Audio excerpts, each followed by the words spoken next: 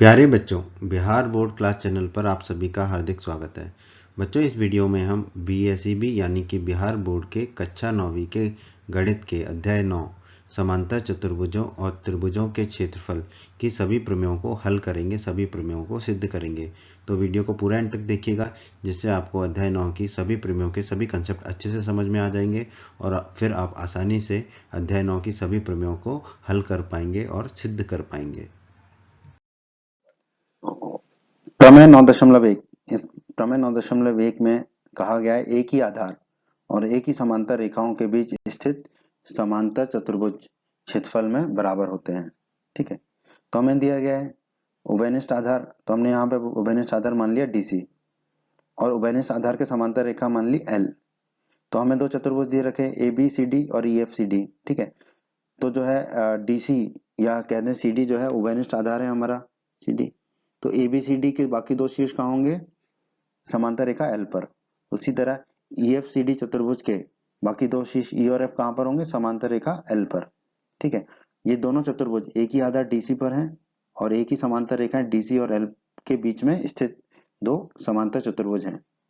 ठीक है, तो DC और L ये दो समांतर रेखाएं हैं, इन दोनों के ही बीच में स्थित हैं ये दोनों चतुर्भुज। बीच में मतलब इन्हीं दोनों रेखाओं पर स्थित है। ठीक है, तो हमें सिद्ध करना होगा कि एरिया ऑफ ABCD बराबर एरिया ऑफ EFCD, कि ये दोनों समांतर चतुर्भुज का क्षेत्रफल बराबर होगा। ABCD का क्षेत्रफल बराबर होगा EFCD के क्षेत्रफल के। ठीक है, ABCD का क्षेत्रफल किसके बराबर होगा? EFCD के क्षेत्रफल के। ठीक है, तो यही हमें इस प्रमेय में सिद्ध करना है। आइए अब हम प्रमेय 9.1 को सिद्ध करते हैं। तो यहाँ पर देखिए ABCD क्या है? हमारा समांतर चतुर्भुज है और हमें पता है समांतर चतुर्भुज की सम्मुख भुजाएं भी आपस में समांतर होती हैं। तो दो समांतर रेखाएं AD और BC, क्योंकि ये समांतर चतुर्भुज ABCD की सम्मुख भुजाएं हैं। कोई एक तिर्यक रेखा AF प्रतिच्छेद कर रही है। ठीक है, AF एक तिर्यक रेखा है जो AD और BC को प्रतिच्छेद कर रही है। तो हम कह सकते हैं कि कोण A और कोण CBF, कोण A और कोण CBF आपस में बराबर होंगे, क्योंकि ये कोण क्या है? संगत कोण है। ठीक है, तो हम मान लेते हैं कोण A बराबर कोण CBF को समीकरण 1। अब EFCD भी हमारा समांतर चतुर्भुज है, तो हमें पता है समांतर चतुर्भुज की सम्मुख भुजाएं समांतर होती हैं। तो DE और CF जो है समांतर चतुर्भुज EFCD की सम्मुख भुजाएं हैं, तो ये आपस में समांतर होंगी। तो इन दोनों समांतर रेखाओं को एक तिर्यक रेखा AF काट रही है। तो कोण AED बराबर कोण F होगा, क्योंकि ये दोनों क्या है? ये दोनों भी हमारे संगत कोण हैं। इसको हम मान लेते हैं समीकरण 2। कोण AED बराबर कोण F को हम मान लेते हैं समीकरण 2। EFCD जो है वो एक समांतर चतुर्भुज है। ठीक है, तो ED और FC ये आपस में बराबर होंगे। ED और FC आपस में बराबर होंगे, क्यों? क्योंकि ये समांतर चतुर्भुज EFCD की सम्मुख भुजाएं हैं और हमें पता है कि समांतर चतुर्भुज की सम्मुख भुजाएं आपस में बराबर होती हैं। तो हम मान लेंगे ED बराबर FC को समीकरण 3। अब त्रिभुज AED और त्रिभुज BFC में, ठीक है, कोण A बराबर कोण CBF। ठीक है, ये दोनों कोण आपस में बराबर हैं, ये हमने समीकरण 1 में निकाला था। कोण है तो हम A लिख देंगे एंगल के लिए। और कोण AED बराबर कोण F है, ये हमने समीकरण 2 में निकाला था। कोण है तो हम कह देंगे A एंगल के लिए। और ED बराबर FC है, ये हमने समीकरण 3 में निकाला था। भुजा है तो हम साइड के लिए S लिख देंगे। ठीक है, अब इनका क्रम समझिए। ठीक है, कोण AAS है तो कोण है तो हमने कोण का कोण लिख लेंगे A। दूसरा भी कोण है, ठीक है, तो वो भी कोण कहाँ पर आ रहा है? बीच वाला जो शब्द होता है वो लिख लेते हैं E। और जो भुजा है S उसका आखिरी ले लेंगे। ठीक है, तो AS नियम से हमारा क्या होगा? AED त्रिभुज AED सर्वांग सम किसके होगा? दाईं तरफ देखिए, कोण है तो बीच वाला शब्द ले लिया B। फिर कोण F है तो F लिख दिया। और तीसरी भुजा है AAS है ना, तीसरी भुजा है, भुजा का आखिरी ले लेते हैं तो C। तो हो गया हमारा त्रिभुज AED सर्वांग सम हो गया त्रिभुज BFC के। ठीक है, त्रिभुज AED सर्वांग सम हो गया त्रिभुज BFC के। अब हमने अध्याय 9 के परिचय में ही पढ़ा था वीडियो में कि अगर दो आकृतियां सर्वांग सम हैं तो उनके क्षेत्रफल बराबर होते हैं। ठीक है। तो अगर AED और BFC त्रिभुज सर्वांगसम है तो उनके क्षेत्रफल भी बराबर होंगे। तो हम कह सकते हैं एरिया ऑफ AED बराबर एरिया ऑफ BFC। त्रिभुज AED का एरिया बराबर होगा त्रिभुज BFC के एरिया के, मतलब त्रिभुज AED का क्षेत्रफल जो है त्रिभुज BFC के क्षेत्रफल के बराबर होगा। क्यों? क्योंकि इसका कारण हम अध्याय 9 के परिचय में पढ़ चुके हैं। दो आकृतियां सर्वांगसम है तो उनके क्षेत्रफल बराबर होते हैं। तो दोस्तों अभी अभी हमने निकाला त्रिभुज AED और त्रिभुज BFC के क्षेत्रफल आपस में बराबर हैं। अब देखिए चतुर्भुज ABCD, चतुर्भुज ABCD किससे मिलकर बना है? त्रिभुज AED और चतुर्भुज EBCD, इन दोनों से मिलकर बना है हमारा चतुर्भुज ABCD। ठीक है। और हमें पता है, हमने अध्याय 9 के परिचय के वीडियो में पढ़ा है कि अगर एक बड़ी आकृति दो छोटी आकृतियों से मिलकर बनी हो तो बड़ी आकृति का क्षेत्रफल दोनों छोटी आकृतियों के क्षेत्रफल के योग के बराबर होता है। ठीक है। तो हम कह देंगे ABCD का क्षेत्रफल किसके बराबर होगा? त्रिभुज AED के क्षेत्रफल और चतुर्भुज EBCD के क्षेत्रफल के बराबर होगा। और अभी अभी हमने निकाला है त्रिभुज AED का क्षेत्रफल किसके बराबर है? त्रिभुज BFC के क्षेत्रफल के बराबर है। त्रिभुज AED और त्रिभुज BFC के क्षेत्रफल बराबर हैं। तो हम यहाँ पर त्रिभुज AED के क्षेत्रफल की जगह क्या रख देंगे? त्रिभुज BFC का क्षेत्रफल। तो चतुर्भुज ABCD का क्षेत्रफल किसके बराबर हो जाएगा? त्रिभुज BFC का क्षेत्रफल धन चतुर्भुज EBCD का क्षेत्रफल। ठीक है। अब आप ध्यान से देखिए, त्रिभुज BFC का क्षेत्रफल धन चतुर्भुज EBCD का क्षेत्रफल, ये दोनों आकृतियां मिलकर क्या बना रही हैं? हमारा चतुर्भुज EFCD बन रहा है, चतुर्भुज EFCD बन रहा है। तो इन दोनों का क्षेत्रफल मिला के चतुर्भुज EFCD के क्षेत्रफल के बराबर होगा, क्योंकि ये हमने अध्याय 9 के परिचय में पढ़ा था। दो आकृतियों का क्षेत्रफल मिलके बड़ी आकृति के क्षेत्रफल के बराबर होता है। ठीक है, अगर वो बड़ी आकृति उन दोनों छोटी आकृतियों से मिलकर बनी हो। ठीक है। तो हम यहाँ पर कह देंगे क्षेत्रफल जो BFC का है धन क्षेत्रफल EBCD का है, ये दोनों क्षेत्रफल किसके बराबर होंगे? चतुर्भुज EFCD के क्षेत्रफल के बराबर। तो यहाँ पे हमने लिख दिया चतुर्भुज EFCD का क्षेत्रफल। तो चतुर्भुज EFCD का क्षेत्रफल किसके बराबर हो गया? चतुर्भुज ABCD के क्षेत्रफल के बराबर।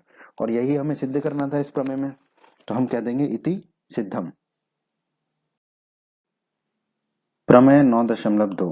प्रमेय 9.2 कहती है एक ही आधार या बराबर आधारों और एक ही समांतर रेखाओं के बीच स्थित त्रिभुज क्षेत्रफल में बराबर होते हैं। ठीक है। तो इसको हम समझते हैं। हमें दिया गया है उभयनिष्ठ आधार, एक ही आधार, तो हमने वो आधार मान लिया AB, और उभयनिष्ठ आधार के समांतर रेखा मान ली हमने L। ठीक है। अब हमें दो त्रिभुज दिए गए हैं ABC और ABP, जो उभयनिष्ठ आधार AB पर स्थित है और समांतर रेखा AB और L के बीच में स्थित है। मतलब कि उभयनिष्ठ आधार AB हो गया तो एक ही शीर्ष बचेगा दोनों त्रिभुजों का, तो वो जो तीसरा शीर्ष होगा वो कहाँ पर होगा? रेखा L पर होगा। तो ABC का तीसरा शीर्ष C भी L पर हो गया, तो ये हो गया हमारा त्रिभुज ABC। उसी तरह त्रिभुज ABP का तीसरा शीर्ष P, वो भी भुजा L पर होगा, रेखा L पर होगा, और L रेखा जो है AB के समानांतर है। ठीक है। तो ऐसे जो दो त्रिभुज बनेंगे उन त्रिभुजों का जो है क्षेत्रफल आपस में बराबर होगा प्रमेय 9.2 के अनुसार। ठीक है। तो ये जो भुजाएं हैं AB और L, ये आपस में समानांतर है, और हमें इस प्रमेय में सिद्ध करना है कि त्रिभुज ABC का क्षेत्रफल जो है त्रिभुज ABP के क्षेत्रफल के बराबर होगा। ABC का क्षेत्रफल किसके बराबर होगा? त्रिभुज ABP के क्षेत्रफल के बराबर होगा। ये हमें इस प्रमेय 9.2 में सिद्ध करना है। एरिया ऑफ ABC बराबर एरिया ऑफ ABP। ABC का क्षेत्रफल बराबर होगा ABP के क्षेत्रफल के। इस प्रमेय को सिद्ध करने के लिए हमें कुछ रचना करनी पड़ेगी, तो पहले हम रचना कर लेते हैं। AB पर लंब खींचेंगे CD, AB पर CD एक लंब खींचा हमने, और AB पर एक और लंब खींचेंगे PQ, तो AB पर एक और लंब खींचेंगे P से लेके Q तक। ठीक है। ये हमने रचना कर ली। अब हम इसको सिद्ध करते हैं। तो हम जानते हैं कि दो समांतर रेखाओं के बीच खींचे गए लंब की दूरी हर जगह समान होती है। मतलब कि दो समांतर रेखाओं के बीच में हम कितने भी लंब खींचे वो लंब जो है बराबर लंबाई के होंगे। तो यहाँ पर हमने कौन कौन से लंब खींचे? CD और PQ। ठीक है। तो ये CD और PQ, ये दो लंब खींचे हमने। ठीक है। तो ये दोनों लंब आपस में बराबर होंगे। ठीक है। इसे हम मान लेते हैं समीकरण 1। त्रिभुज ABC, त्रिभुज ABC का क्षेत्रफल क्या होगा? 1/2 गुणा आधार गुणा ऊंचाई। ये हमने परिचय के वीडियो में पढ़ा है अध्याय 9 के। या हम कह सकते हैं 1/2 गुणा आधार गुणा संगत शीर्ष लंब। ठीक है। तो यहाँ पे आधार कितना है AB और संगत शीर्ष लंब कितना है CD। ठीक है, त्रिभुज ABC में। तो त्रिभुज एबीसी का क्षेत्रफल कितना हो जाएगा, 1/2 गुणा AB गुणा CD। AB क्या है, आधार, और CD क्या है, शीर्षलंब। ठीक है, और अभी अभी हमने समीकरण 1 में निकाला था CD किसके बराबर है, PQ के। तो CD की जगह हम क्या रख सकते हैं, PQ रख देंगे। तो त्रिभुज CD और PQ आपस में बराबर है, तो हमने CD की जगह रख देंगे PQ। तो त्रिभुज ABC का क्षेत्रफल कितना हो जाएगा, 1/2, AB वही रहा, CD की जगह रख दिया हमने PQ। तो त्रिभुज ABC का क्षेत्रफल हो गया 1/2 गुणा AB गुणा PQ। इसे हम मान लेते हैं समीकरण 2। अब त्रिभुज ABP का क्षेत्रफल निकालते हैं। त्रिभुज ABP का क्षेत्रफल क्या होगा, 1/2 गुणा आधार गुणा ऊंचाई, या 1/2 गुणा आधार गुणा संगत शीर्षलंब। तो त्रिभुज ABP में आधार क्या होगा, AB, और संगत शीर्षलंब क्या होगा, PQ। तो आधार की जगह हम रख देंगे AB, और संगत शीर्षलंब की जगह रख देंगे हम PQ। तो त्रिभुज ABP का क्षेत्रफल हो गया 1/2 गुणा AB गुणा PQ। इसे हम मान लेते हैं समीकरण 3। समीकरण 2 में हमने निकाला था त्रिभुज ABC का क्षेत्रफल बराबर 1/2 गुणा AB गुणा PQ। ठीक है, अब आप देखिए समीकरण 2 और समीकरण 3 दाईं तरफ बराबर है, दोनों क्या है, 1/2 गुणा AB गुणा PQ है। ठीक है, तो इनके बाईं तरफ आपस में बराबर हो जाएगा। तो हम कह सकते हैं त्रिभुज ABC का क्षेत्रफल बराबर त्रिभुज ABP का क्षेत्रफल। ठीक है, त्रिभुज ABC का क्षेत्रफल बराबर त्रिभुज ABP का क्षेत्रफल, और यही हमें सिद्ध करना था इस प्रमेय में। तो हम कह देंगे इति सिद्धम। प्रमेय 9.3।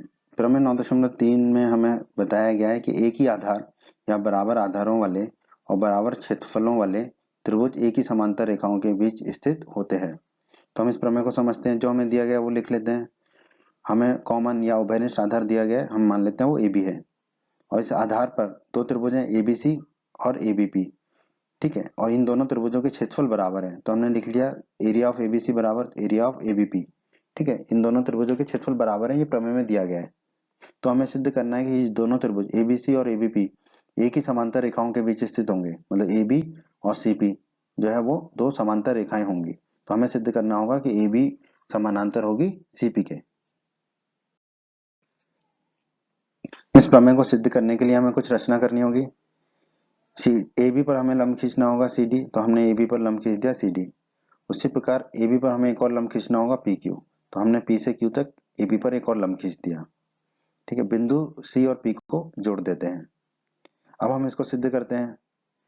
हमें मालूम है एक ही रेखा पर लंब रेखाएं, ठीक है, जैसे कि यहाँ पर AB पर दो लंब रेखाएं हैं CD और PQ, एक दूसरे के समानांतर होती हैं। तो यहाँ पर AB पर लंब है CD और AB पर लंब है PQ। ठीक है, तो CD और PQ आपस में समानांतर होंगी, क्योंकि ये दोनों लंब जो है एक ही रेखा पर है। तो CD और PQ एक दूसरे के समानांतर होंगे। इसे हम मान लेते हैं समीकरण 1। त्रिभुज ABC, त्रिभुज ABC का क्षेत्रफल क्या होगा, 1/2 गुणा आधार गुणा संगत शीर्षलंब। ठीक है, तो आधार यहाँ पर क्या है AB, और संगत शीर्षलंब क्या है CD। तो त्रिभुज ABC का क्षेत्रफल क्या हो जाएगा, 1/2 गुणा AB गुणा CD। इसे हम मान लेते हैं समीकरण 2। उसी प्रकार त्रिभुज ABP, त्रिभुज ABP का क्षेत्रफल भी क्या होगा, 1/2 गुणा आधार गुणा संगत शीर्षलंब। ठीक है, तो यहाँ पे आधार क्या होगा AB, और संगत शीर्षलंब क्या होगा PQ। तो त्रिभुज ABP का क्षेत्रफल आ गया हमारा AB गुणा PQ। इसे हम मान लेते हैं समीकरण 3। समीकरण 2 में हमने निकाला था त्रिभुज ABC का क्षेत्रफल कितना था, 1/2 गुणा AB गुणा CD। और समीकरण 3 में हमने निकाला था त्रिभुज ABP का क्षेत्रफल कितना आया था, 1/2 गुणा AB गुणा PQ। और हमें प्रमेय में दिया गया था ये दोनों त्रिभुजों के क्षेत्रफल बराबर है, तो हम कह सकते हैं एरिया ऑफ ABC बराबर एरिया ऑफ ABP। ठीक है, तो समीकरण 2 और 3 में जो हमारे एरिया आ रहे हैं, क्षेत्रफल आ रहे हैं ABC और ABP के, उनको हम बराबर कर देंगे आपस में, क्योंकि त्रिभुज ABC और त्रिभुज ABP का एरिया या क्षेत्रफल बराबर है। तो हमारा हो जाएगा 1/2 गुणा AB गुणा CD, क्योंकि ये त्रिभुज ABC का क्षेत्रफल है, बराबर त्रिभुज ABP का क्षेत्रफल कितना है, 1/2 गुणा AB गुणा PQ। अब देखिए 1/2 से 1/2 कट जाएगा, AB से AB कट जाएगा, तो हमें कितना मिलेगा, CD बराबर PQ। CD और PQ बराबर, इसे हम मान लेते हैं समीकरण 4। समीकरण 1 में हमने निकाला था CD और PQ समानांतर है। समीकरण 4 में हमने निकाला था CD और PQ बराबर है। और हमने 8.8 प्रमेय में पढ़ा था, अध्याय 8 की, कि कोई चतुर्भुज समांतर चतुर्भुज होता है यदि उसकी समूह भुजाओं का एक युग्म बराबर भी हो और समांतर भी हो। तो यहाँ पर आप देखिए CD जो है PQ के समानांतर भी है और CD PQ के बराबर भी है। ठीक है, तो हम कह पाएंगे सी डी क्यू पी जो एक चतुर्भुज है वो क्या होगा हमारा, समांतर चतुर्भुज होगा। ठीक है, सी डी क्यू पी समांतर चतुर्भुज होगा। अगर सी डी क्यू पी समांतर चतुर्भुज होगा तो डी क्यू और सीपी ये दोनों आपस में समांतर होंगे। क्यों? क्योंकि समांतर चतुर्भुज की सम्मुख भुजाएं आपस में समांतर होती हैं। अब डी क्यू अगर सीपी के समांतर है तो डी क्यू क्या है, डी क्यू जो है वो ए बी का ही हिस्सा है। ठीक है, ए बी का ही हिस्सा है डी क्यू। तो अगर डी क्यू सीपी के समांतर है तो ए बी भी सीपी के समांतर होगा। ठीक है, ए बी और सीपी आपस में समानांतर होंगे और हमें इस प्रमेय में यही सिद्ध करना था। हम कह देंगे इति सिद्धम। उम्मीद करते हैं बच्चों आपको हमारा ये वीडियो पसंद आया होगा। बच्चों अगर आप बिहार बोर्ड क्लास चैनल पर नए हैं और आपने अभी तक हमारे चैनल को सब्सक्राइब नहीं किया है तो सब्सक्राइब बटन को दबाकर जल्दी से चैनल को सब्सक्राइब कर लीजिए और बेल आइकन को भी दबा दीजिए। इससे आपको क्या फ़ायदा होगा, जब भी हमारे चैनल पर कोई भी नया वीडियो आएगा तो उसका नोटिफिकेशन सबसे पहले आपको मिलेगा। और जब भी आप यूट्यूब पर वीडियोज़ को सर्च करेंगे तो हमारे चैनल के वीडियोज़ आपको ऊपर नज़र आने लगेंगे।